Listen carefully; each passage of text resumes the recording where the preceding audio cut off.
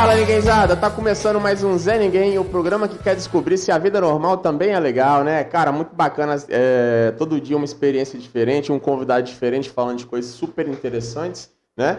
O programa funciona assim, o convidado traz um tema atual e relevante de interesse de todo mundo, eu e o Marcelo, nós damos a nossa opinião de um Zé Ninguém, né? E hoje tá com a gente aqui, Ricardo Baeta. Bem-vindo, meu irmão. Boa noite. Prazer estar aqui no Zé Ninguém, né? Falando com vocês. Obrigado pelo convite. Vamos falar um pouco aí da vida cotidiana que envolve a contabilidade, né? Os assuntos gerais que envolvem essa ciência, que a contabilidade é uma ciência, né? Com seus 7 princípios extraídos de 25 que vieram. É isso Maravilha. aí. Você viu? Cara, é sábio pra caramba. Você vai Rapaz. ver. E ele tá aqui pra poder dizer pra gente hoje, quis trazer o Ricardo, porque a gente viu esses dias atrás um memezinho falando sobre pagar imposto. E isso não saiu da minha cabeça, bicho. Não saiu da cabeça. Aí eu falei, não, tem que arrumar um contador pra poder vir aqui falar com a gente se é justo esse tanto de imposto que a gente paga ou se estão de sacanagem com a nossa cara. Antes da gente começar, Baeta, deixa só o Marcelo falar dos nossos apoiadores aí que estão junto nesse sonho com a gente, beleza? Beleza. Vamos lá. Tô frito, frango frito, tá? Não é frango frito, é tô frito, franguinho crocante. Essa galera aí tá apoiando a gente com o cupom ZNGM10. Então, quando você tá vendo esse vídeo aqui, no domingão, você pode estar clicando no link que vai estar fixado aí na descrição e usar o cupom ZNGM10 que você vai ganhar 10% de desconto. Beleza? É isso aí. Jonathan Araújo Social Media, se você tá afim de dar uma impulsionada aí nas suas redes sociais, Jonathan Araújo é o cara para poder você entrar em contato. O link dele também está na descrição. Se você é uma empresa ou você está afim de trabalhar com o Instagram, faz contato com ele que ele tem altas dicas aí para poder ajudar você. Beleza? E o Brasil Palace Hotel. Se você está pensando em viajar para BH, Brasil Palace Hotel é o seu lugar. A viagem, a trabalho, passeio. Se você está afim de ficar em Belo Horizonte, o melhor ponto como é que é? Ponto estratégico no coração de BH. Beleza? Vai para Belo Horizonte, Brasil Palace é o seu lugar. E a gente também tem aqui um pessoal de lá de BH que tá dando uma força pra gente e a gente também dá uma força neles aqui, né? O Baeta, além de ser contador, ele é apresentador do programa... A Torre. Do canal A Torre, o programa Giro Esportivo, certo? Sim, é o Giro Esportivo, né? Do canal La Torre, né? Falamos aí do futebol mineiro, do futebol brasileiro, do futebol mundial, da Champions League, do vôlei feminino, do vôlei masculino. Somos o canal de esporte do Brasil.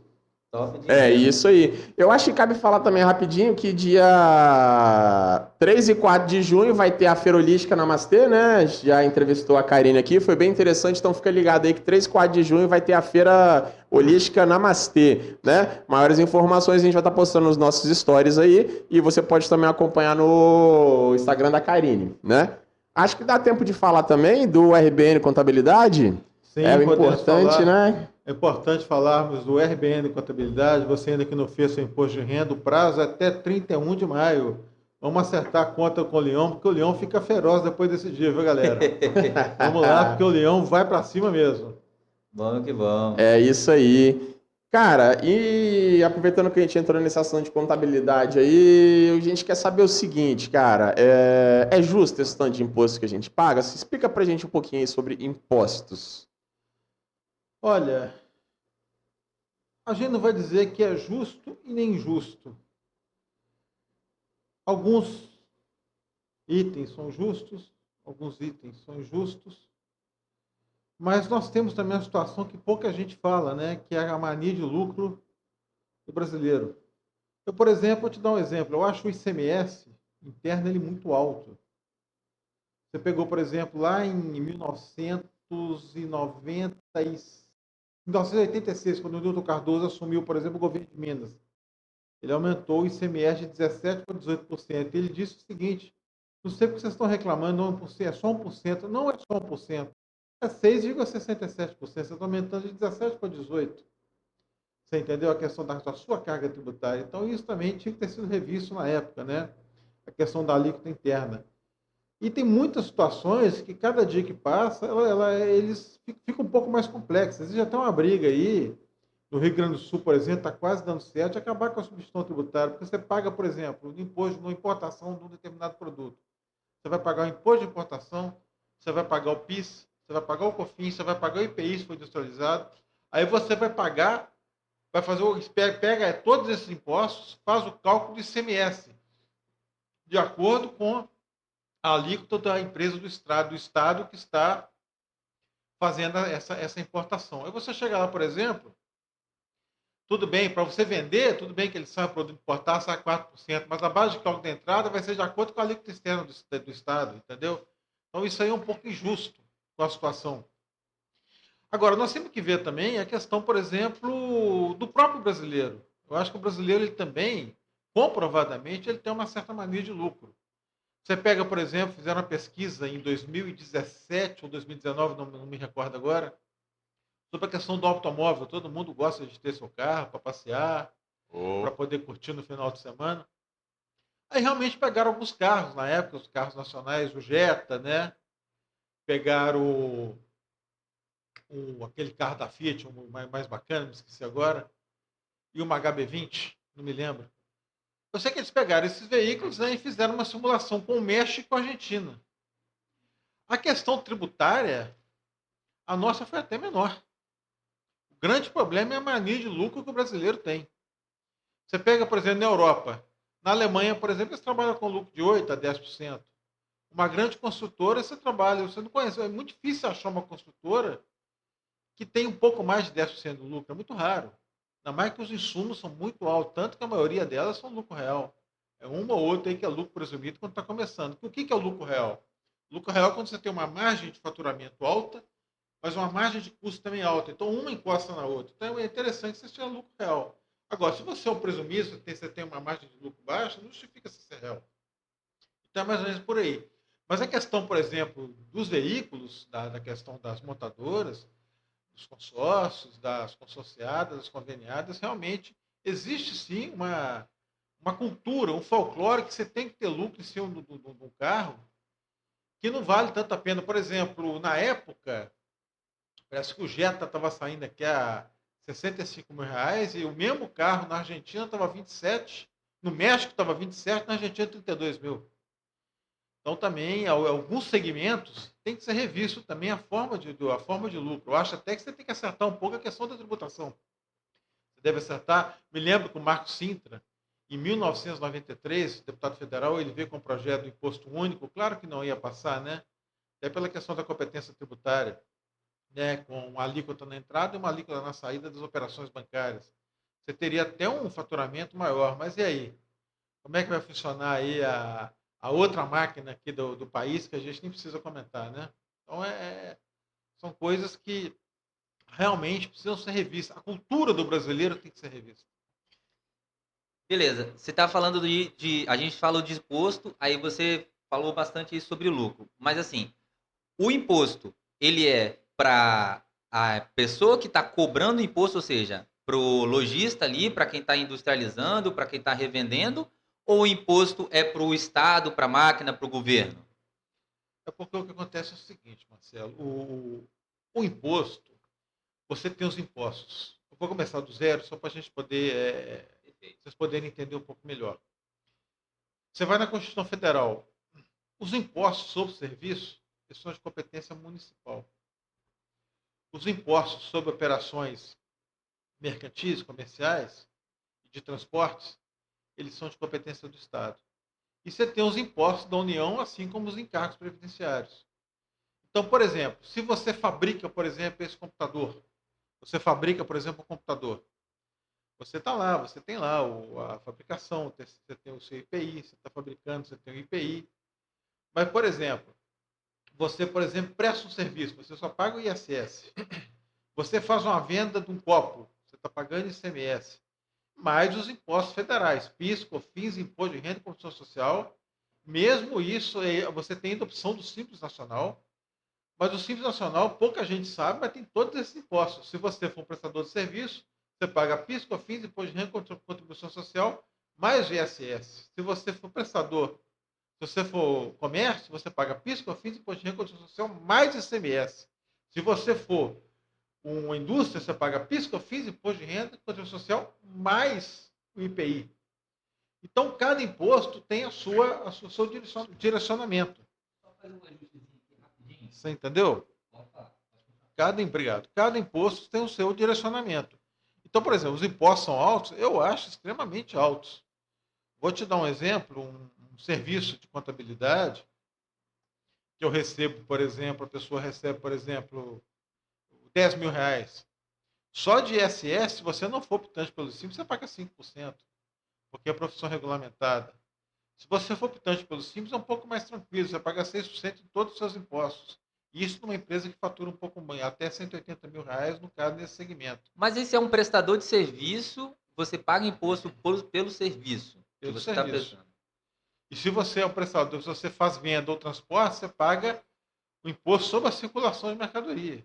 Porque se entende que mesmo o transporte sendo serviço, entende que o transporte é para circular a mercadoria. Claro que você tem aí algumas exceções, mas Qual é o motivo desse imposto? Por exemplo, o imposto de transporte de mercadoria. Qual é o motivo desse imposto? é porque você tem um frete, né? Por exemplo, você compra uma carga. Você compra uma carga lá no Rio Grande do Sul, por exemplo. Então, essa transportadora, ela vai se encarregar de estar circulando essa mercadoria para você. Então, ela vai circular, por exemplo, de Porto Alegre a Vitória. Então, ela vai fazer essa circulação. Então, subentende-se que ele é um imposto que tem que ser cobrado de ICMS. Ele é uma operação, me desculpem, que tem que ser cobrado de A ICMS. gente já não paga o IPVA por isso? Não, aí nós estamos falando do imposto, o IPVA, você fala imposto sobre propriedade de veículos automotores. Essa é uma outra situação, isso é um outro imposto que você paga, que o objetivo desse imposto, é você ter as vias todas, como vamos dizer assim, conduzíveis, né? Se existe, que existe, se tiver, que a condição seja boa. Aí, realmente, você entra com essa questão do imposto injusto. Porque as vias públicas, para você, por exemplo, colocar o seu veículo, não são boas. Elas são extremamente em buracos, vamos colocar assim, extremamente contra a rodagem de um veículo. Vamos colocar dessa forma. Esse outro imposto, então, é para quê? Porque é isso que não está entrando na minha cabeça. Já pago o IPVA para poder rodar e transportar dentro das rodovias, eu ainda tenho que pagar para poder transportar isso daí por... O caminhoneiro, ele paga esse PVA pelo veículo dele, para poder manter as rodovias, e o ICMS ele paga para a circulação de mercadoria. Por quê? Deixa eu te explicar como é que funciona. Você vai ali, aí vai entrar toda a questão da competência tributária. Você vai ali, por exemplo, no posto ali, e você vai comprar ali no supermercado um saco de arroz, beleza? Aham. Esse saco de arroz custou lá R$ 15. Aí o supermercado que te vendeu, ele vai apurar o ICMS dele. Se esse arroz foi comprado dentro do próprio estado, ele não vai ter a questão da diferença de alíquota. Se foi comprado em outro estado, vai ter a questão da diferença. Aí, cada produto, estou citando aqui alguns exemplos pejorativos, tá, gente? Porque cada produto tem a sua tributação. Tem seu IMVA, tem o MVA. Cada produto tem sua especificação. Existem produtos, por exemplo, vou te dar um exemplo, a parede de ouvido. A parede de ouvido você não paga ICMS. Grãos, você não tem pagamento de PIS e de COFINS. Então, isso não é generalizado, não é receita de bolo. Cada produto tem a sua especificação. Mas então, por exemplo, aí o camarada foi lá e pagou no final do mês R$ 1.000 de ICMS. Esses R$ 1.000 de ICMS, aí começa a questão. O Estado pega esse valor, só que ele tem que passar 25% desse valor para o município que teve a origem desse imposto. Por exemplo, se ele pagou lá, por exemplo, R$ 1.000 de imposto, 250 vem aqui para o município de Vila Velha, para a prefeitura poder administrar. Aí, obviamente, que através desse valor que vem, você tem as vias de educação, tal, que não convém agora fazer uma análise analítica dessa situação. Tá? Uhum. Mas funciona dessa forma. Agora, se o imposto, por exemplo, você vai pegar um país igual os Estados Unidos, quando você vai comprar, por exemplo, no comércio, quando você chega no caixa para pagar, além daquilo que você está pagando, o operador de caixa já faz o cálculo do imposto que você vai pagar. Aí você paga lá no Ele caixa. repassa esse imposto pra gente ou a gente paga de novo por isso daí? Você fala nos Estados Unidos? Não, aqui. Não. Eu chego aqui para... Ah, tá, desculpa. Vai lá. Só vou chegar lá. Então lá se repassa. Só que lá, por exemplo, se você estragar um pneu do seu carro, eles te dão outro pneu. Você entendeu? Porque a responsabilidade é deles. E é o que deveria acontecer aqui no país, entendeu? A responsabilidade toda a responsabilidade é do governo estadual de ter todas, vamos dizer, as rodovias, as ruas, as avenidas, né? Todo o tráfego transitável. E isso não acontece. Aí, respondendo a pergunta do Marcelo, se torna completamente injusto. Entendi. E aí, então, vamos voltar aqui para o Brasil, só para poder entender melhor essa questão aí do imposto. Vamos pegar a gasolina, que é um assunto interessante, porque inclusive teve uma situação do ano passado que eu queria trazer para cá para a mesa, mas antes eu queria dizer o seguinte: a fábrica, né? No caso, a fábrica não, o posto de gasolina, né? Ou a rede de postos, ela vai lá e paga o ICMS para sair com a gasolina da Petrobras e trazer até o posto dela para poder vender para gente. Ela paga isso, certo? Justamente, o posto de gasolina paga na entrada da refinaria. E aí, quando ela chega e vende essa gasolina pra gente, ela entrega ela repassa esse valor pra gente ou a gente tá pagando de novo? Ela é obrigada a cobrar da gente repassar isso daí 2 vezes. Vamos lá, não é nem questão da obrigação. Claro que para eles poderem ter uma margem de lucro, você pega os impostos e joga seu lucro. Isso aí é até natural de uma situação. Aí que eu te falo da questão da mania de lucro. Eu vou te dar um exemplo. Por exemplo, que quando você vende gasolina, por exemplo, aqui para a América do Sul, Bolívia, Paraguai, as pessoas estão no Paraguai, por exemplo, quando estava se pagando R$ 7 de gasolina, eles atravessavam a ponte da Amizade lá em Foz do Iguaçu, para a cidade do Leste, e colocava a gasolina R$ 3. A nossa própria gasolina. Por quê? Porque na saída, na exportação da gasolina, existe a isenção de PIS e de COFINS. Aham. Você entendeu? Sim. Então, que barateia o produto para fora. E, no meu entender, esse benefício tinha que ser para o brasileiro e não de quem está comprando. Eu entendo que o benefício tinha que ser do brasileiro. Aí eu volto, a questão é injusta. Por que o brasileiro tem que pagar, quem é de fora não? É isso que eu não entendo. Essa é uma pergunta que eu deixo em aberto. Porque, por exemplo, quando a gasolina estava aqui em torno de 4,80, a América do Sul estava comprando aqui, o caminhão estava saindo a 1,92 o litro. Então, lá fora você podia vender a 3,50 e estava tranquilo, você queria vender. Igual, por exemplo, o estado de São Paulo, onde o ICMS da gasolina é menor. Então, a gasolina é mais barata lá por isso. A gente, quando eu fazia auditoria, ali em Fronteira, no Triângulo Mineiro, né? Ali perto de Itiutaba, a gente atravessava para colocar gasolina no estado de São Paulo. A gente andava ali 2, 3 quilômetros, atravessava a fronteira e se colocava gasolina a um preço bem mais barato. Então, por que acontece isso, então? Deles venderem lá para fora, o pessoal conseguir comprar barato e a gente aqui dentro que produz, que detém o produto, a gente paga tão mais caro? Sacanagem do governo, não é? Rafael, aí você vai perguntar para o governo. Por quê? Porque eu acho que eles gostam de sacanear o brasileiro. Entendeu? Eles gostam de sacanear o brasileiro. Porque, na verdade, você tem milhões de veículos automotores andando na rua. É muito mais fácil você ganhar dinheiro, você fazer dinheiro com a população, do que a pessoa que vem de fora. A gente precisa parar com esse negócio de ficar tratando visita bem, entendeu? Chega aqui, tudo bacana, tudo legalzinho.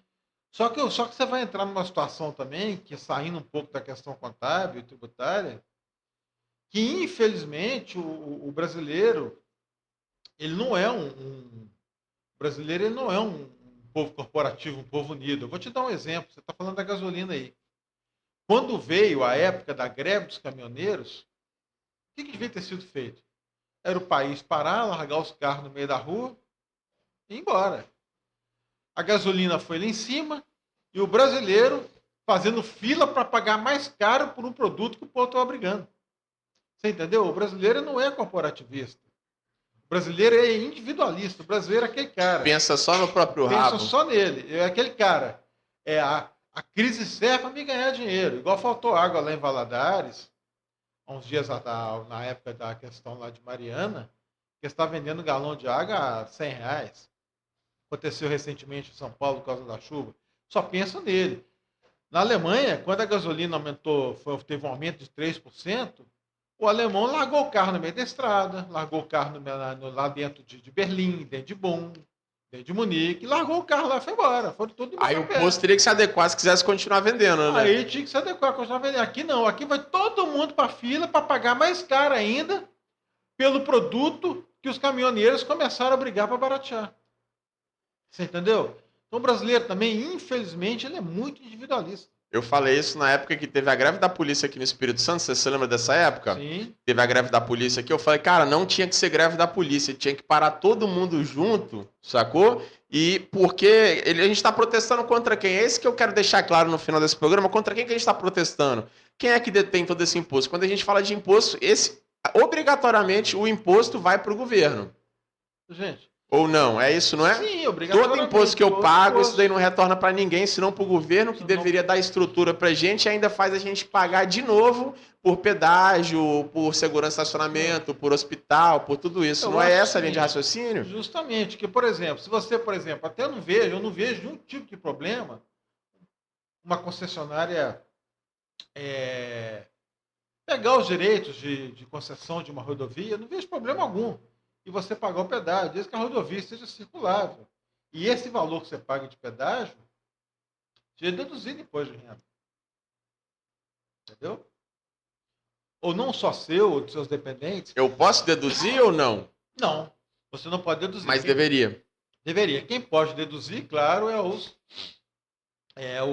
algumas empresas não optando pelo lucro real. Mas veja uma outra situação. Eu tô falando porque elas estão pagando em outro lugar para poder tá tirando aqui e dando ali, né? Como se fosse desse jeito. Justamente. Então, na verdade, as pessoas físicas, por exemplo, que gostam de viajar, gostam de pegar a família para viajar, para curtir, não vejo problema nenhum você faz a concessão da rodovia.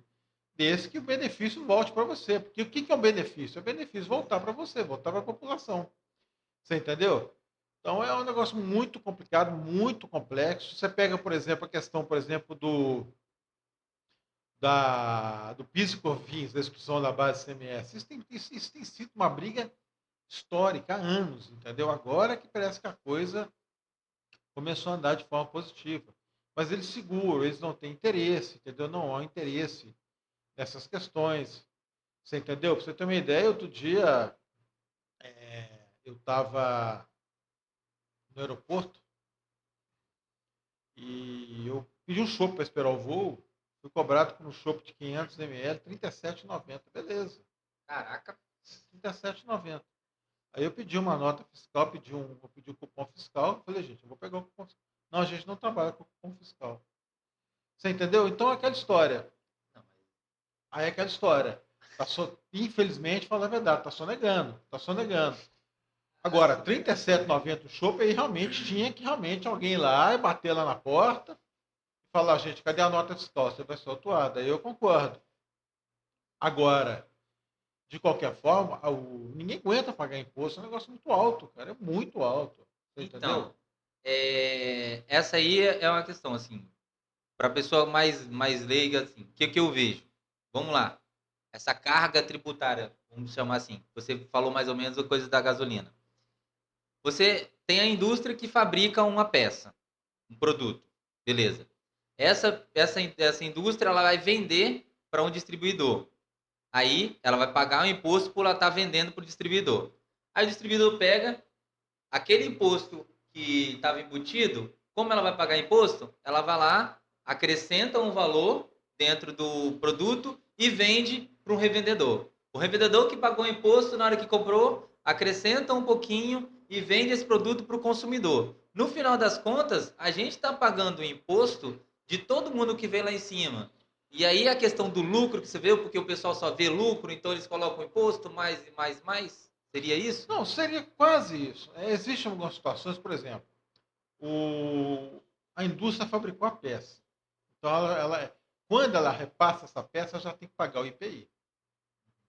Então, quando ela paga o IPI, ela coloca o IPI na nota.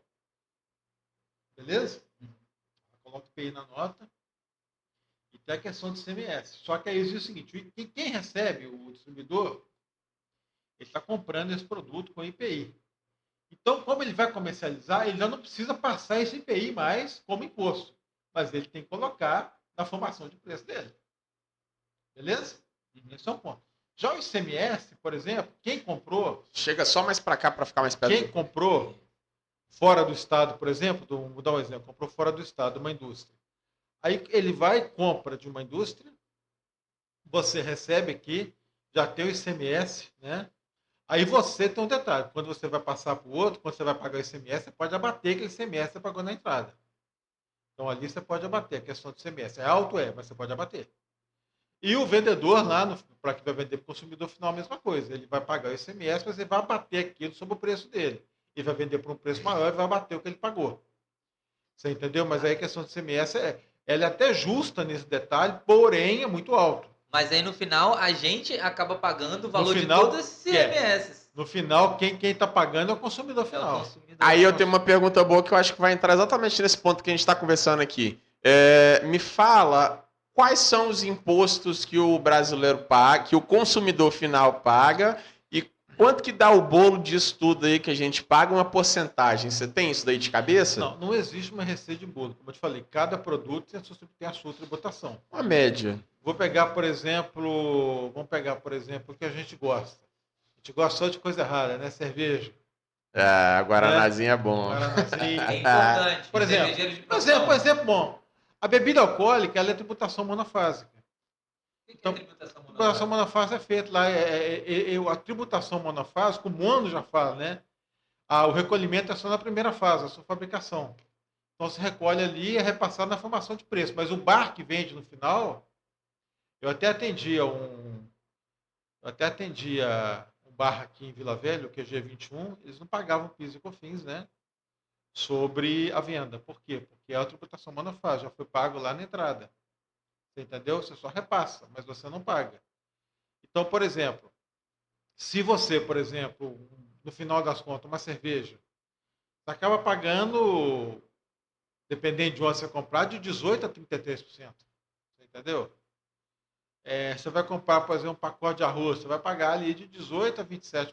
Então, isso aí é só alguns exemplos. 30% do que eu estou pagando está indo para o governo. Mais ou menos isso.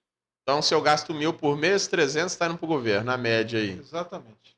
Caraca, bicho. No final das contas, não sobra nada, né? E a gente reclamava do quinto, né? Do quinto dos infernos. Justamente. Conta essa história pra gente aí. Se você pegar...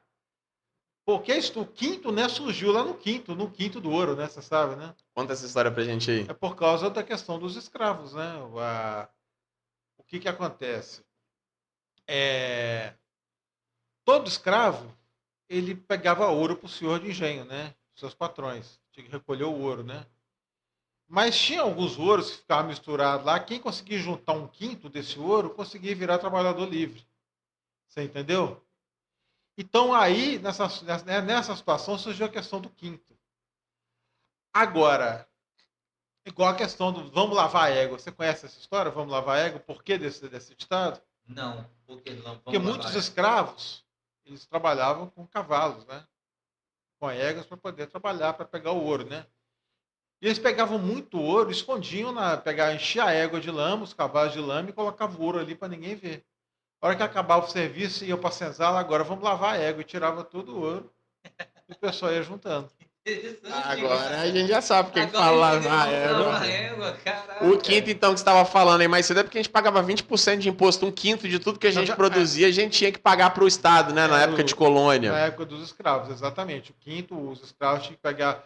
Conseguir juntar um quinto do ouro, juntar o que os patrões queriam e se tornar trabalhadores livres. E aí a gente arrumou aquela confusão inteira por causa de 20% para poder pagar 30% agora e estamos aí rindo à toa. Exatamente.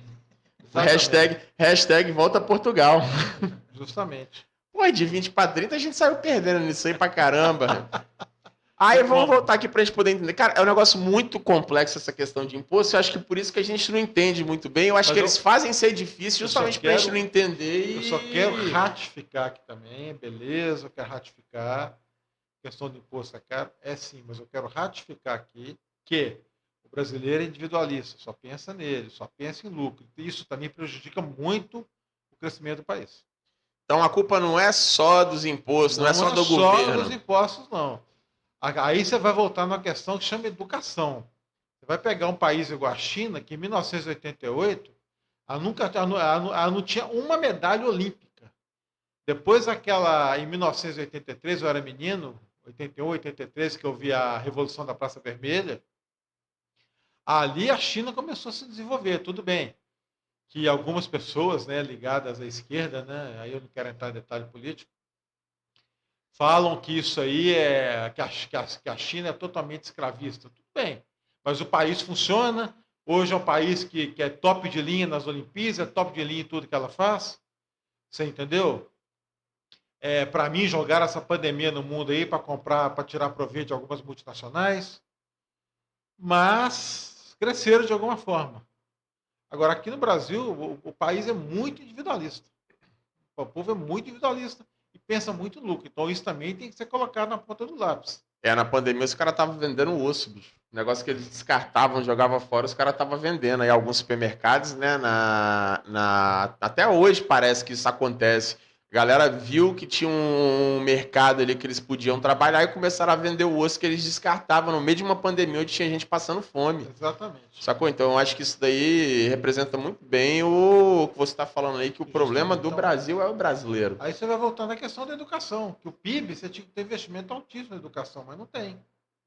Infelizmente não tem. Então, o menino cresce ali, por exemplo, eu vi uma reportagem outro dia eu esqueci até o nome do influencer, onde ele levou os meninos dele no circo, um de 8, outro de 7, e o cara falou com ele, até se você tivesse falado comigo, seus meninos têm 6 anos, 5 anos, e são pequenos, eu ia acreditar. Ele foi e falou, pois é, mas isso seria um mau exemplo para meus filhos, eu estar mentindo. Não ia ficar na cabeça deles a diversão do circo, ia ficar na cabeça dele que eu menti para eles poderem entrar. E eu não quero isso para eles. Entendi. Mas aqui, a gente está falando assim, eu estou vendo que a gente está associando sempre a questão do imposto à questão de lucro, imposto. Só que eu ainda não consegui encaixar a situação, porque quem recebe o lucro é a empresa, certo? Quem recebe o lucro é a empresa. Quem recebe o imposto é o governo. Então, arredondando aí, por causa que as empresas querem lucrar mais, elas cobram mais caro nos produtos e o povo, nós aqui, que eu não produzo, eu não vendo, eu pago mais caro. Mas então, por causa das pessoas que visam mais o lucro e o imposto é alto, então o produto é mais caro. Sim, vamos dizer que sim, porque o que acontece? Por exemplo, você compra ali, por exemplo, uma cerveja. Você compra, por exemplo, para alimentar seu bar. Você compra aí uma distribuidora lá, por exemplo, um latão da cerveja mais popular aí, a R$ 2,60, por exemplo. Você vai ter, por exemplo, o botequinho do seu Zé ali, que é um boteco de esquina, que vai vender lá R$ 4,90. Se tem um espetinho do cara um pouco mais top, ele vai vender a R$ 9,00. Aí você tem uma boate e vai vender a R$ 18,00. A mesma cerveja que foi comprada a 2 e pouco. A mesma cerveja comprada a 2 e poucos. Tudo bem que você tem que ter a questão do local. A gente até brincava com o dono do bar lá em Belo Horizonte, com o Marcão, que nós fomos assistir um show do Engenheiros do Havaí, lá no Chevrolet Hall. Aí nós estávamos pagando lá a cerveja a R$ 18,00, o latão, ele falou com a gente. Vocês reclamam que a Brahma lá no meu bar é R$ 7,00, a gente falou, então leva o Engenheiros do Havaí lá, que a gente paga mais caro. Entendeu? Então, Mas é um absurdo, né? Igual, por exemplo, a gente vê aqui que aí eu acho que vai entrar de novo na questão do brasileiro. A gente sempre está descobrindo que o problema das coisas estarem desandando do jeito que tá é nossa, enquanto cidadão brasileiro. Porque, exemplo, a última vez que eu fui no show do Baile do Denis, né? Eu e a Val, a gente chegou lá e falou, vamos tomar cerveja. Chegamos lá para poder comprar uma cerveja, uma piriguetezinha de uma cerveja, tava saindo a R$ 10, a piriguete. Sacou? Falei, cara, não vai dar pra me bancar de cerveja aqui a noite inteira tomando piriguete a R$ 10, que eu vou deixar meu rim aqui pra poder pagar.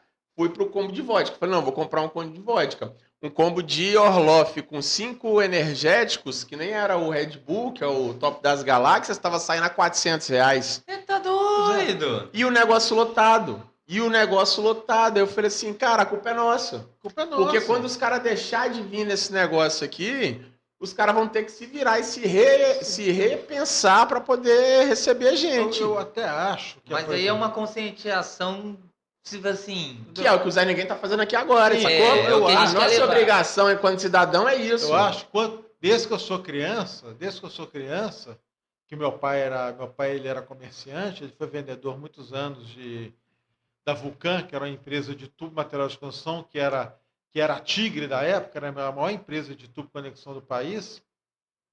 E quando ele foi demitido, ele montou um comércio de tubo conexão, porque era uma coisa que ele sabia fazer muito bem, sabe? E desde aquela época, de 1980 e 1981, que ele saiu, 83, que ele saiu dessa empresa e montou a loja, ele sempre falava da reforma tributária. A reforma tributária, a reforma tributária, ele faleceu. Eu vim com essa história, eu vim vindo, foi como diz, né? Entre aspas, foi fundo, foi fundo, foi fundo, fecha aspas. E a reforma tributária até hoje não saiu. Você entendeu? Inclusive até aumentou muitas coisas. Você tinha uma COFINS de 2 generalizada, foi para 3. Você entendeu? E assim vai. Concordo, a questão tributária ela tem que ser revista em muitas situações. O Simples Nacional até veio. Primeiro veio o Simples Federal, que tinha a questão da apuração por alíquota, uma questão cumulativa.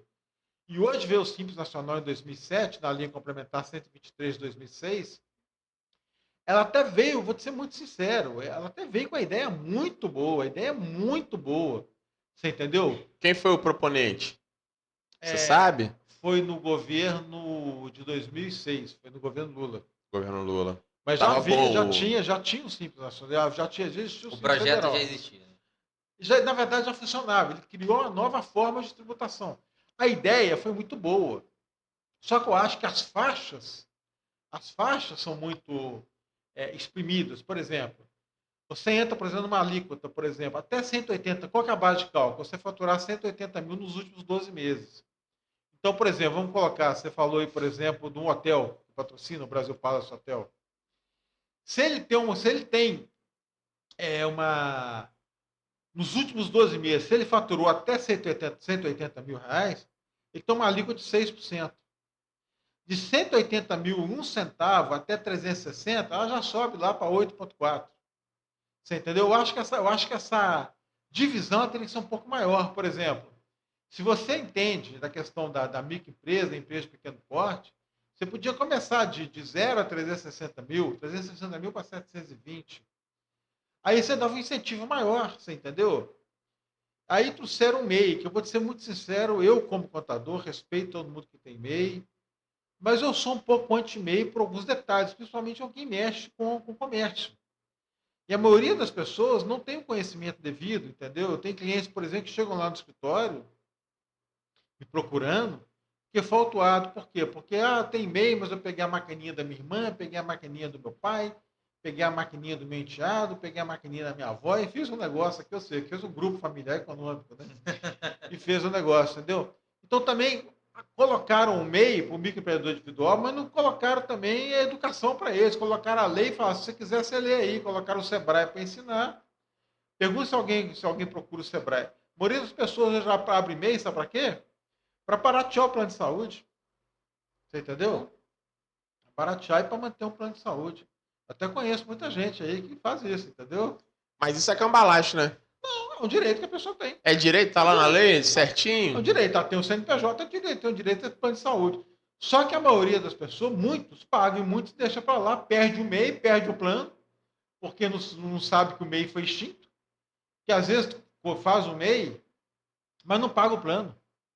Você entendeu? 60 e poucos por mês, né? Não paga o negócio, passa algum tempo. Eu perdi meu MEI. Eu conheço uma menina que mora lá no meu bairro, que ela tinha um MEI, e simplesmente o MEI dela encerrou as atividades porque ela não pagava. Aí foi fazer uma venda, não conseguiu fazer a venda. Aí me ligou desesperado. Eu falei: você perdeu o MEI. Você perdeu, você pagou seu negócio? Não, você declarou ou não. A questão não é nem tanto pagar, a questão é não declarar. Você tem que declarar, certo? Então, todos os meses que eu cuido, eu falo: eu vou cuidar, mas você tem que pagar e a gente vai declarar todo ano. E deixa eu te falar, quem é que sabe disso? Ninguém. O cara no meio dessa confusão inteira de um monte de imposto que Não. paga, de ser difícil Então, competir no mercado, você ainda tem que saber esses, Não. né? Aí tem que pagar um Mas contador além mas aí disso. você tem que procurar um contador, que você paga o contador, nem que seja consulta.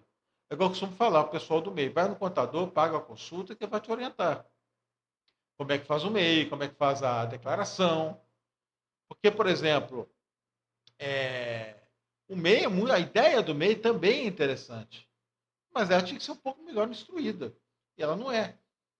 Então, eu até acho o seguinte: eu acho que deveria fazer um programa com os contadores do país para poder fazer aí esse esclarecimento para as pessoas, que dê uma renda para o contador.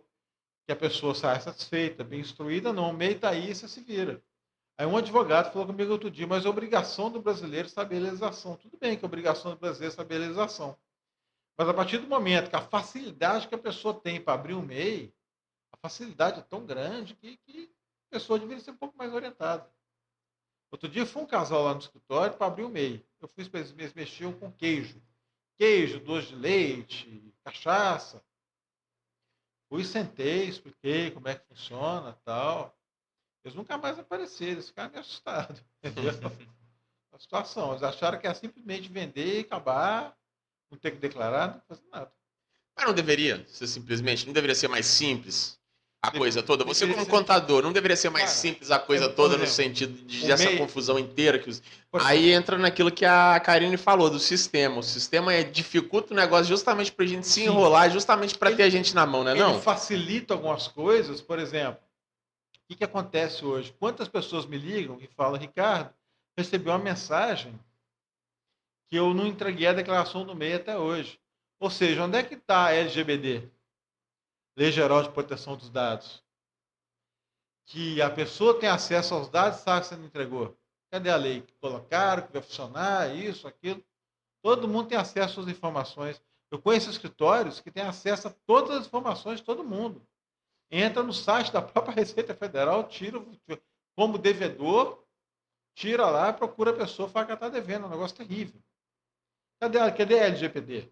Não funciona. Não está funcionando. Pelo menos no início dela, não está funcionando. Aí eu falo com a pessoa, não, a declaração é até o final de maio, foi até prorrogada. Fica tranquilo, a gente vai fazer. Tanto que eu coloquei no escritório o seguinte, quem ligar, já faz uma vez, que é um negócio muito simples de fazer.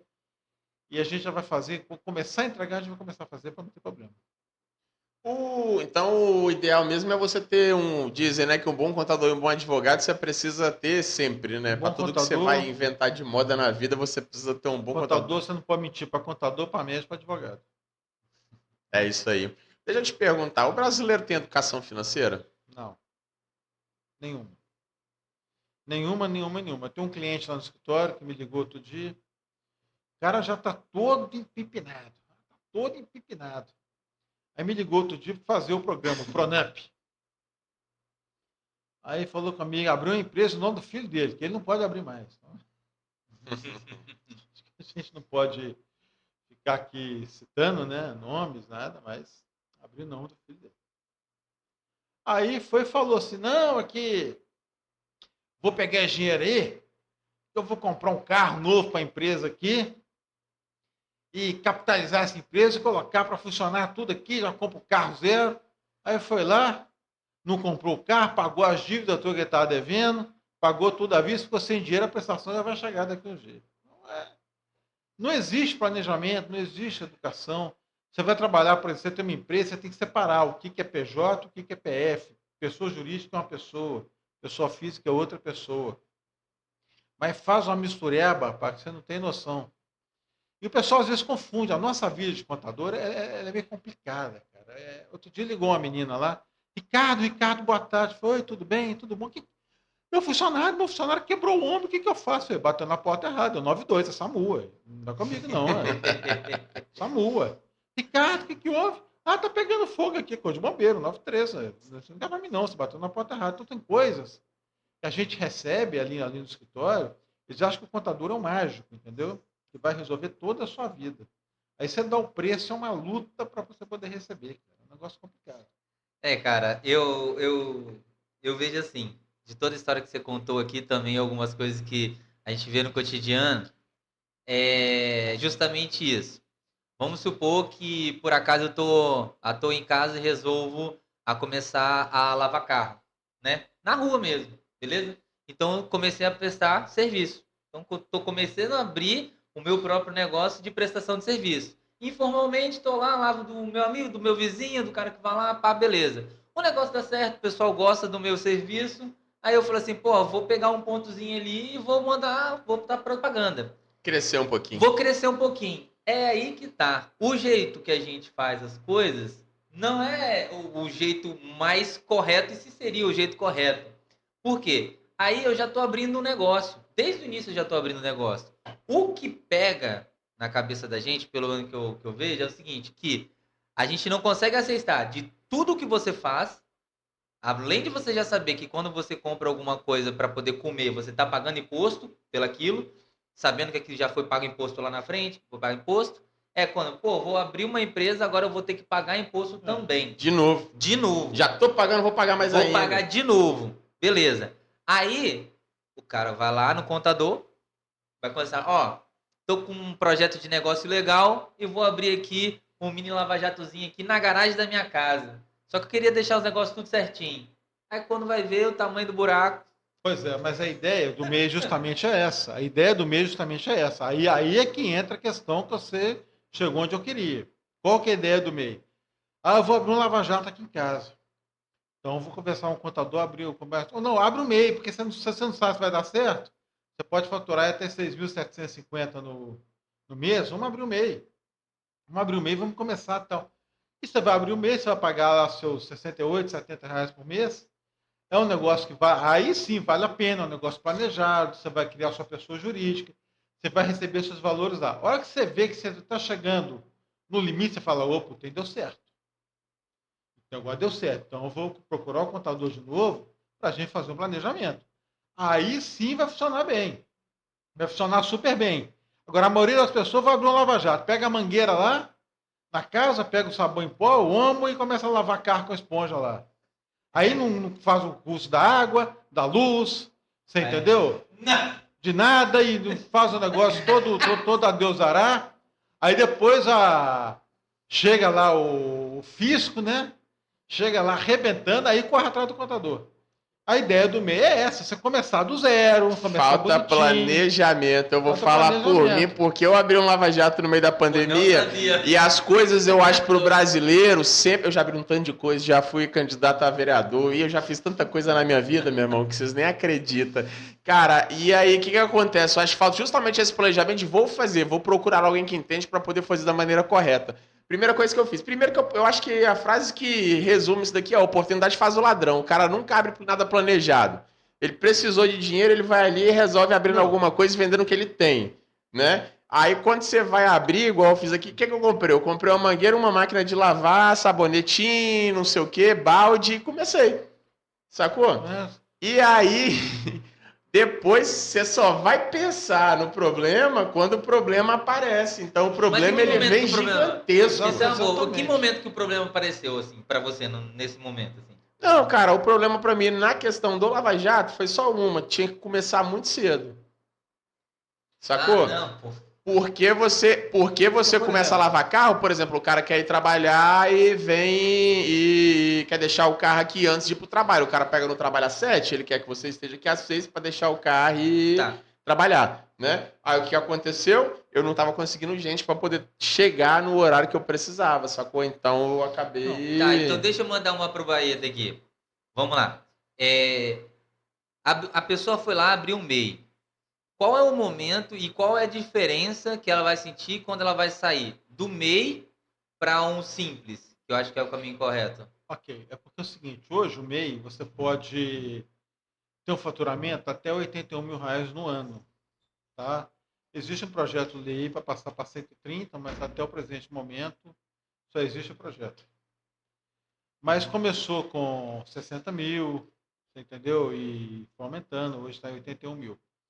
Então, quando você estoura esse faturamento, você tem que fazer a alteração contratual. Se você estoura até 20%, você automaticamente faz a alteração para o exercício corrente seguinte. Se você passa dos 20%, é para o mês seguinte. Aí você tem que fazer essa alteração contratual. E você vai sentindo o seu negócio. Por exemplo, você tem um empregado só. O MEI te permite ter um empregado.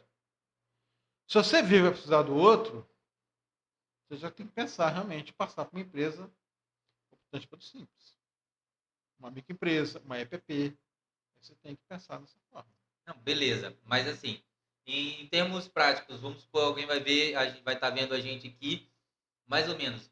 Qual é a diferença em questão de carga tributária, já que a gente está falando de tanto imposto, quando você sai do MEI, que está claro que é a faixa de faturamento, mas assim, quanto que eu vou deixar de pagar quais são os outros encargos que eu vou ter, ou as outras obrigações que eu vou ter quando eu sair do MEI e se tornar um simples? Tá, vamos lá. No MEI, você paga todos os impostos, mais a aposentadoria, mais o INSS do microempreendedor. Quando você passa, vamos colocar no caso que nós estamos falando aqui, o Lava Jato, que é uma prestação de serviço. Quando você passa para o Simples, você automaticamente aumenta a sua carga para 6%. Mas você pode faturar até 4.800.000 no ano. Sem nenhum tipo de problema. Você fez o serviço, prestou, emitiu uma nota fiscal, belezinha, tranquilo. Você pode ter mais de funcionário. Aí você vai ter que recolher seu prolabore à parte, mas aí você mesmo vai pagar seu INSS. Porque o prolabore é o salário do sócio, você vai receber o prolabore, vai pagar seu INSS. Você não vai ter o patronal sobre a folha de pagamento, sim sobre o seu faturamento. É interessante também. Você entendeu? Mas isso tudo você tem que ter planejamento. Você tem que começar com o MEI, vou abrir um lava-jato, começar com o MEI, bonitinho. A água é de onde? Então, vou separar a água aqui. Vou pedir mais um relógio aqui para a companhia de água. E vou separar aqui o que é para o lava-jato, o que é para o prédio aqui, para a minha casa, por exemplo. Eu preciso separar isso aqui. É custo. E vamos ver como é que vai funcionar. Mas não pode ser um negócio avacalhado, né?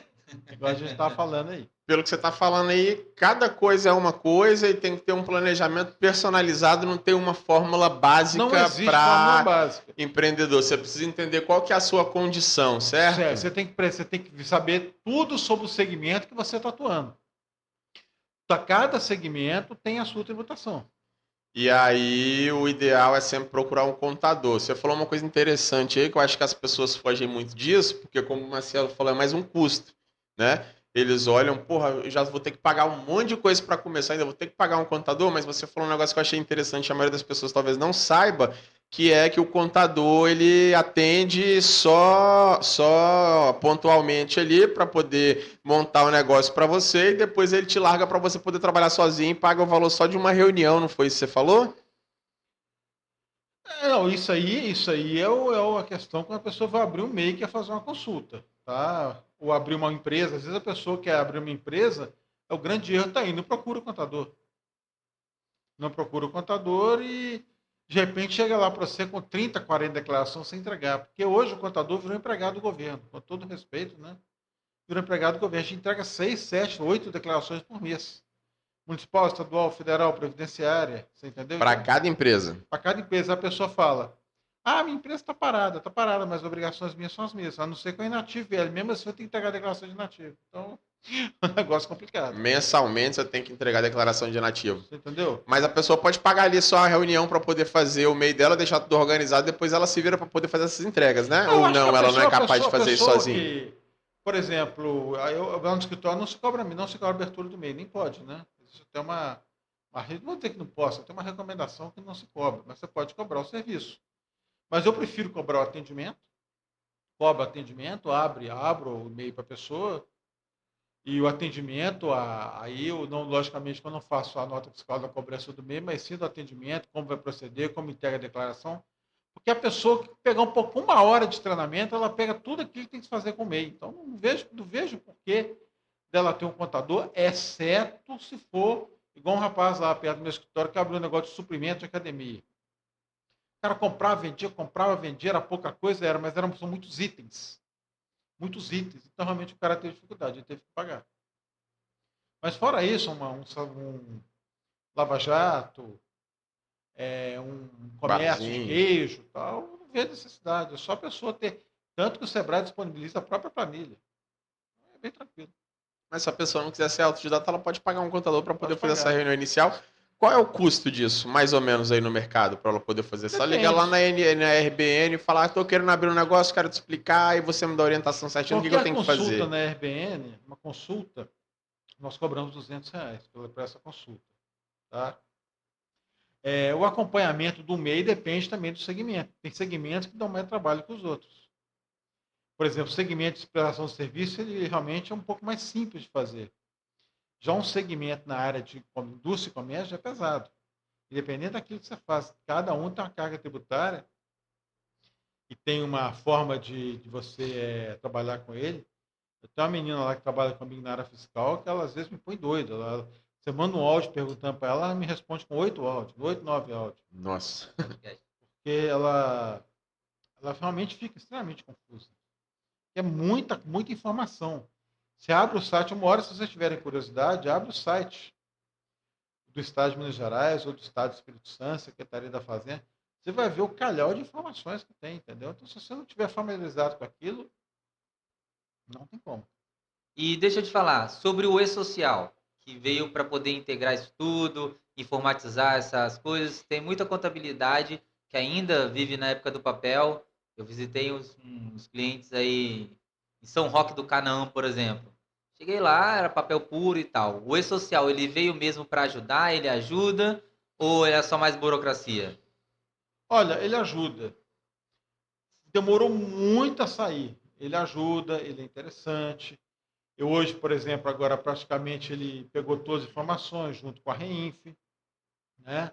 Junto com a DCTF Web, foi feitas as integrações. Então, muita coisa melhorou. O trabalho, para ser sincero, para mim aumentou. Você tem que ter um sistema, você tem que adquirir um sistema, porque o E-Social ele é 100% digital. Então, você tem que adquirir um sistema para você poder lançar as informações, receber as informações, para estar tudo arrumadinho, os eventos, e automaticamente estarem tudo lançado lá para o fisco. Muitas declarações estão chegando ao fim, são substituídas pelo E-Social, integração com o DCTF Web e Reinf, facilitou muita coisa. Totalmente integralizado, totalmente digital. Mas tem situações aí, por exemplo, que a ideia era acabar com a Cefip. A ideia era acabar no passado, não acabou. Aí parece que esse ano aí tem uma expectativa. Então a gente está nessa aí. Você só esqueceu de perguntar quem que ajuda, né? Eu acho que ajuda o governo, que tem as nossas informações na hora e pode dar ataca logo ali na hora. Você já fica sabendo na hora se você está fazendo errado, não te instrui direito, você já fica sabendo na hora que você está fazendo errado e te dá uma ataca ali na hora. Deixa eu te perguntar uma coisa, que é uma dúvida minha, puxando esse gancho aí, que é a questão da eletronização do dinheiro, né? O Pix que veio aí, né? E isso daí passa diretamente, você faz tudo, passa pelo Banco Central. Isso daí atrapalha na hora de você fazer o seu imposto de renda, no sentido dele estar mais ligado na sua movimentação financeira ou não? Ou seja, é perigoso usar o Pix para o leão? Eu não acho perigoso porque já existia o DOC, já existia a TED, já existia a ordem de pagamento. É, mas fazia muito menos, né? Do que, por Mas, exemplo, você faz Pix. Hoje em dia ninguém mais anda com dinheiro no sim, bolso. mas todas elas, existe uma declaração das instituições financeiras que chama de MOF, Declaração das Movimentações Financeiras. Eu não acompanho mais instituição financeira, eu não sei qual que é a periodicidade dela. Aham. Desculpa. Mas antigamente era quinzenal. Você entendeu? E se ela continuar sendo quinzenal mensal, você fazendo TED ou DOC ou Pix, os computadores da Receita vão pegar, seja TED, seja o Pix. Mas claro que tudo isso você tem ali ao mesmo tempo uma facilidade, mas todo mundo sabe o que você fez ali em questões de milésimos de segundo, entendeu? Seja DOC, seja Pix, seja TED. Então eu não vi aí, eu não vou dizer que eu vi com maus olhos, não. Eu só vi algumas questões das pessoas que fazem alguns vacilos aí, que não convém aqui eu colocar aqui agora, porque é uma coisa que a gente fica sabendo, a gente não tem prova. Claro. Então eu não posso falar, mas tem gente que vacila nisso aí. Faz coisas que não deveriam fazer. E a ideia foi essa. A ideia foi pegar a corrupção. Mas as grandes corrupções, né? As O grandes cara que tem um corrupções. aluguelzinho ou ganha um dinheirinho por fora de um negocinho que ele vende, isso daí tá tranquilo ainda ou tá enrolado? É melhor ficar de olho aberto? Você tem que ficar de olho aberto, porque, por exemplo, Estado. Se você tem, por exemplo, prefeitura, você tem hoje, por exemplo, a prestação de serviço ela é muito maior no país do que o comércio. Então as prefeituras não têm pessoal suficiente para poder fiscalizar. Para fiscalizar isso, entendeu? As pessoas não tem pessoal suficiente. Mas o Estado, por exemplo, tem. Então, por exemplo, no Estado, se você sonegar R$ 10, ele sabe que você sonegou. Passa 15, 20 dias, a cartinha chega. Eu tenho uma cliente que ela esqueceu que ela não tirou nota com R$ 600 de uma turma que foi lá no restaurante dela. Caramba. E R$ 600 era R$ 9.000.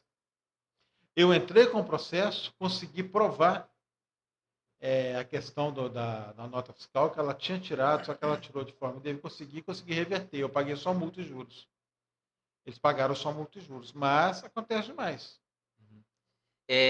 Acho interessante, igual você disse aí, e que vincula com o que você especulou, Rafael, sobre que falta informação da pessoa que vai abrir um negócio ou que tem um negócio. Vamos mudar um pouquinho o patamar, vamos já colocar no MEI, no Simples Nacional, que já tem duas lojas, né, que estão no MEI. Só que tem muitas informações que eles não são, assim como a gente que vai abrir um negócio pequeno, vai abrir um MEI, não sabe o que tem que fazer, muita gente que tem um negócio do Simples, quer abrir uma outra loja, também não sabe o que fazer. Às vezes não sabe nem as perguntas que tem que ser feitas, que esse é o problema. E tem muito imposto que é pago, ou tem muito benefício que eles podem reaver isso, que às vezes eles nem estão cientes. Um exemplo simples aqui sobre transação de mercadoria. Você vende um produto, paga um imposto sobre aquela venda. Perfeito. Se o cliente te devolve aquele produto, obrigatoriamente você tem que fazer uma nota fiscal de devolução. Porque essa nota fiscal de devolução não é para o governo, é para você. Você vai ser ressarcido daquele imposto que você pagou na primeira venda. Porque se o produto voltou para sua loja, você vai vender ele de novo e você vai pagar outro imposto.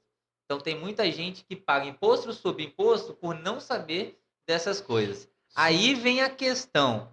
Cara, quando o cara tem uma loja, da onde que tem que ter esse ponto de partida? Será que a contabilidade tem que instruir isso? Ele tem que procurar uma assessoria financeira ou empresarial para poder instruir, para ele fazer o certo? Porque às vezes o cara faz errado porque ele não tem acesso à informação. E da onde que vem essa informação e como que procura essa informação? Boa pergunta. As pessoas confundem muito contabilidade com financeiro. São coisas completamente diferentes. Financeiro faz o seu papel, a contabilidade faz o papel dela. Um cliente me ligou me pedindo uma informação, eu falei, com financeiro, quem faz financeiro? Ela é contabilidade. Eu falei, não. Financeiro é financeiro, contabilidade é contabilidade. Você tem que ter um financeiro que está ligado com a contabilidade. Quando a gente abre a empresa, a gente passa as informações, passa por escrito. Você entendeu? Explica, faz reunião, coloca, passa o relatório. Agora, muitos também querem fazer da forma deles, entendeu? Porque, por exemplo, existe aquela questão. Ah, meu amigo faz isso, nunca deu nada. Meu amigo faz isso, nunca deu nada. Eu tenho uma cliente assim. A minha amiga fez, nunca deu nada. Foi autuado, R$ 87.000. Então, porque a amiga faz, não pegou, e ela pegou. Então, acontece, entendeu? A auditoria por amostragem. Então, financeiro, ele tem que estar ligadinho com a contabilidade, tem que estar acertadinho. Ah, eu posso fazer isso, posso fazer esse tipo de operação. Eu tenho uma empresa lá de ar-condicionado, eles andam redondinho, eles são extremamente criteriosos. Qualquer coisinha, qualquer operação que eles vão fazer, que eles não conhecem, eles ligam para a gente e pedem informações. Não fazem sem informação. Desse esquema, cara. Cara, é realmente um assunto bem interessante, né? Tá falando grego aí pra mim, tá falando grego até agora, mas eu acho que algumas coisas que ficaram claras aqui, me confunde se eu tiver errado, me corrija se eu tiver errado, me confunde mais, né, com certeza. Se eu tiver errado, é que, eu acredito muito que o governo faz essa sopa de letrinha que ele falou aí para dificultar a vida. Isso poderia ser bem mais simples de entender e de ser cobrado, por exemplo. Você acha que poderia haver um imposto único? Acho que sim. Para facilitar a vida do povo? Pra porque facilitar. Você sabe que você tem que pagar uma coisa só, é 30%, é 20%, é o quinto. Essa foi a proposta do deputado federal Marcos Sintra em 1993. Eu fui à palestra dele lá no Minas Centro. Na Newton Paiva, dos alunos de ciências contábeis da Newton Paiva, de administração, de economia e mais os professores. Já tem um professor que falou que não ia funcionar por causa de uma coisa que chama competência tributária, que depois, acho que uma hora no outro programa, a gente explica isso melhor. E realmente tem essa questão que esbarrar na questão da competência tributária. Mas podia chegar perto de algo parecido. Acho que dava para fazer algo. Porque eu acho que ficaria muito mais simples da gente entender o que a gente está fazendo, né? Ao invés desse monte de imposto e a gente entender o que a gente está fazendo. E ficaria mais simples também de eu enxergar que eu estou sendo lesado. Sacou? Que eu tô pagando, porque se eu chegasse de uma tacada, você vai falar assim, ó, paga 30%, que foi o que a gente chegou mais ou menos na média de 30% aí, não dá pra falar porque são outros programas. Mas é 30% que você paga por mês. Aí você vai falar assim, cara, eu tô pagando 30% por mês, mas como o negócio fica assim, 12,5%, mais 7%, mais não sei o que, você vai vendo aquele pouquinho pingado ali, no final você acha que não tem a real noção de tudo que você tá pagando, né? Então, uma coisa que ficou claro pra mim, eu acho que a gente está pagando, o governo dificulta para poder tornar mais difícil para a gente, talvez até para poder arrecadar mais em cima disso, né? Outra coisa que ficou claro para mim, o brasileiro não tem educação financeira, nenhuma, zero, o cara tem que começar a se ligar nesses negócios aí, procurar um computador, pô, R$ 200, ele falou, para poder fazer uma primeira consulta e pelo menos começar a entender sobre o que você está falando, né? E acho que isso daí para mim matou... Cara, uma série de coisas. Aí a gente teria que marcar um programa de 6, 7 horas para a gente poder falar sobre isso tudo. Mas educação final, eu vou comprar aqui de 200 vezes que vai dar certo, entendeu? Não faz planejamento, não faz uma pesquisa de mercado. Então é por aí. E por último, É, ao se colar, colou, né? O eu, brasileiro pratica isso daí sim. mas, ó, vou dar uma dica pra galera que vai assistir isso aqui, ficar de olho. Você fala que é 30% e eu acredito que pode ser até mais. Como que você fica sabendo disso? Hoje, pelo menos uma coisa eles fizeram, que é o movimento de olho no imposto, beleza? Toda nota fiscal que você pega, embaixo tem destacado a porcentagem de imposto estadual e a porcentagem de imposto federal que está sendo cobrado, ou seja, que tá a carga tributária daquela compra. Pode ser uma bala de 10 centavos, vai ter lá a porcentagem de imposto federal e a porcentagem de imposto estadual. Então dá uma olhada ali e fica ligado o tanto de imposto que tem lá. Aí você vai começar a acompanhar a carga tributária dos produtos que você está comendo. Mas isso é obrigatório. Tem todas as nossas fiscais, toda a nossa fiscal de venda tem um imposto que você está pagando. Sim, por causa que agora do Justamente. movimento de olho no imposto. Exatamente. Isso deveria retornar pra gente, né? Aí vamos lá, isso deveria retornar pra gente como saúde, como estradas boas para poder rodar, como educação, como segurança. A ideia do imposto E é no voltar pra gente. final, o imposto serve para poder manter aquela máquina inchada, tá? Não estou falando de político nenhum, estou falando de todos no contexto geral, porque eu tive dentro, então, e vai vir político aqui conversar com a gente sobre isso, eu vou questionar isso daí, a gente no contexto geral vive um estado inchado, uma máquina pesadíssima, salários absurdos, né? E o que é para voltar para a população não se volta, mas aí, vamos lá, a culpa disso é do brasileiro, porque antes de ser um político, o cara era um brasileiro. E ele foi para lá com aquele pensamento de brasileiro, transformar a coisa, porque agora ele... Mas, cara, quando eu entrei na faculdade, o primeiro texto que eu recebi foi bem interessante. Eu não me lembro muito bem, tem muitos anos isso, né? Mas falou o seguinte: o Brasil não é um país corrupto, é um país pouco auditado. Então, colocaram o número de auditores por população e realmente... Mas por que é pouco auditado? Será que essa auditoria não é feita olhando o interesse de um ou outro lado também? São poucos auditores, são poucas pessoas que fazem isso, entendeu? A corrupção começa às vezes dentro de casa. Por exemplo, se você, por exemplo, é criança, pega a bala do seu irmão e chupa, você já está sendo corrupto. Então você precisa começar do zero ali. Olhar pra gente antes de olhar pro governo. Acho que cada um começar a fazer a sua parte, daqui a pouco a gente chega num senso comum. Exatamente. Cara, é isso. É isso. A gente tinha aqui assunto para horas de programa, né? Porque eu queria... Agora ficou um gostinho de quero mais, viu? Ficou, cara, porque eu queria levar isso daí até... Eu tenho um monte... Cada resposta que ele me dá, 5 perguntas novas aparecem.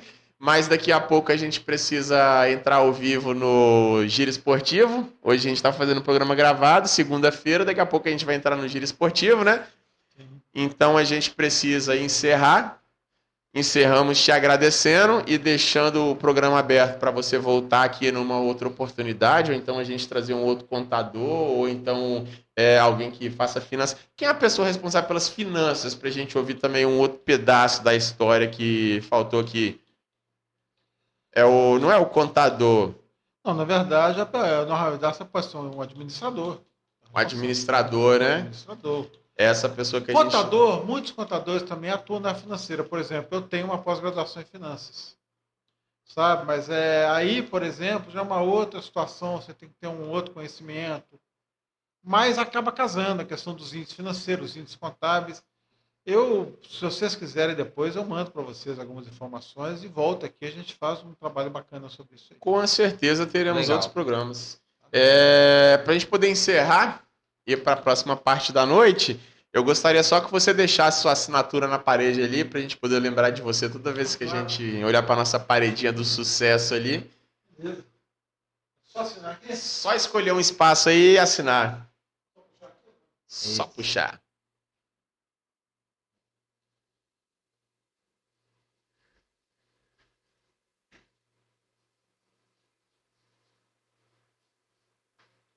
Aí. Só fica do lado aí pra gente poder Fica tirar uma do ladinho pra fotinha. tirar uma fotinha. Do lado da assinatura. Chega pra cá pra assinatura aparecer. Aí. Oi. Meu irmão, é isso aí. Volta pra cá. Te agradeço muito por estar aqui com a gente, por vir aqui falar desse assunto que estava me incomodando e ainda me incomoda muito, né? A gente chegou numa triste conclusão aqui, a gente sabe que vai ter que conversar muito ainda sobre isso para a gente poder botar um pouco de consciência Polêmicas. Exatamente. e rasgar o véu e tirar a galera da Matrix. Eu Mais um adorei garoto, o programa com a Karine, Você cara. Você sabe que o pessoal brinca muito, né? Que todo mundo sabe que contabilidade é uma ciência, não é uma técnica. Né? A ciência que estuda o patrimônio. Não é o patrimônio que estuda a ciência. Né? O pessoal está meio confundindo isso aí. Então, para a gente poder encerrar, Baeta, a câmera é sua, você pode deixar uma mensagem, pode deixar uma dica para a galera aí, essa câmera aqui, é só olhar para aí e manda bala. Ficar atento aí na questão contábil, do que está sendo feito. Procure sempre o seu contador. Se quiser me procurar, RBN Contabilidade, 31 99909 2197. Estamos em Belo Horizonte, no bairro Floresta. Agora, se não quiser me procurar, procura seu contador. Procura que ele vai estar preparado para te responder tudo aquilo que você precisa. É isso aí. Muito obrigado, meu irmão. Galera, você que está com a gente até agora, peço aí a gentileza, você já sabe daquele pedidinho do coração que a gente vai fazer aqui. Se inscreve, só subir um pouquinho a página aí, se você tiver no seu computador, se você tiver no seu celular, sobe um pouquinho a página, clique em se inscrever, porque a gente tem um algoritmo aí, né, que dá um trabalho mexer com esse cara. Esse cara é pior do que contador para poder mexer. E aí clica no se inscrever e ativa o sininho, porque quanto mais as pessoas clicam, mais o algoritmo entende que o nosso programa é relevante e mais ele leva a nossa mensagem para outras pessoas. Então, se você está gostando do programa que a gente está fazendo, do conteúdo que a gente está disponibilizando para vocês, clica aí e dá essa moral para a gente, beleza? É isso Valeu, aí. galera. Um abraço. Até Vamos a nessa. próxima e assiste a gente no Sujeira Esportivo.